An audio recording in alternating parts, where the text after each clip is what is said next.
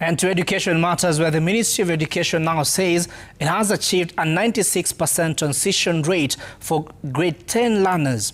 Now, CS Julius Ogambo informed members of parliament that despite the challenges that plagued the two-week exercise, nearly all regions in the country registered over 94% transition rate, apart from the Coast region, which had an 89% rate of its grade 10 learners grade 9 learners move to grade 10.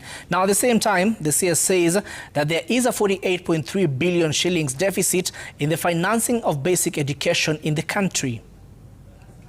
The amounts that we indicated as capitation for the government, that is giving the 1,540, the 15,000 and the 22,000, was arrived at after a task force was established, and they did an analysis and came up with those figures.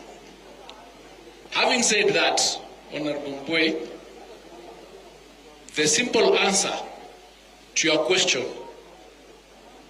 is that we actually, as a country, do not know how much it costs to educate a child from grade 1 all the way to university. And I'll explain to you the reason, and members, since we are all here as leaders, it is good to interrogate these things. And still on education matters, where education stakeholders have raised concerns over senior secondary school learners being turned away as data collection continues across the country. Stakeholders say many learners expected to join grade 10 are being denied admission for lack of fees or uniform, contrary to President William Ruto's directive.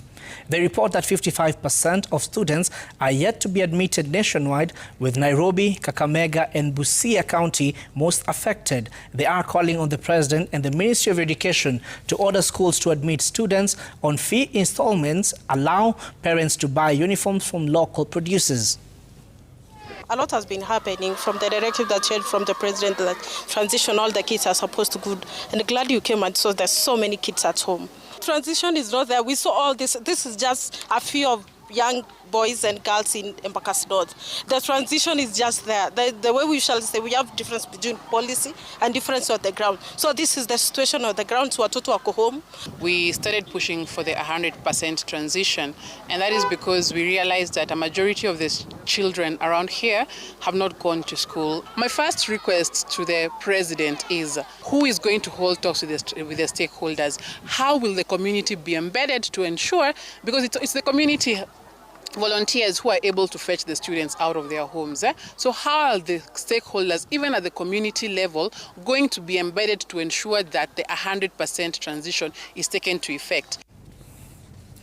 Anglican Church of Kenya Archbishop